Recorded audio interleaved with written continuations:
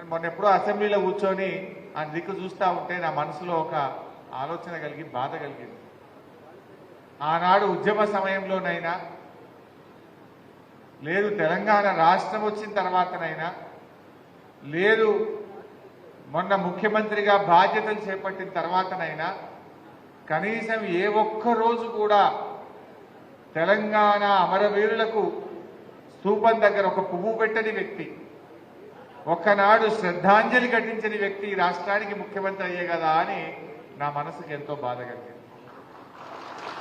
ఆ అసెంబ్లీలో కూర్చొని అధికులు చూస్తే ఒక్కనాడు జై తెలంగాణ అనే వ్యక్తి, ఒక్కనాడు తెలంగాణ ఉద్యమంలో పాల్గొనని వ్యక్తి, ఒక్కనాడు అమరుల స్తూపం దగ్గర ఒక పువ్వు పెట్టని వ్యక్తి రాష్ట్రానికి ముఖ్యమంత్రి అయ్యే కదా అని నా గుండె నిజంగా బాధ కలిగింది. ఆ రోజు నా అసెంబ్లీలో కూర్చొని నాకు నేనే అనుకున్నా, ఒకనాడైతే మా తమ్ముడు యాద్ చేస్తుండు, ఎవడరా జై తెలంగాణ అనేది దమ్ముంటే రండి రాని తుపాకీ పట్టుకొని బయలుదేరినాడు.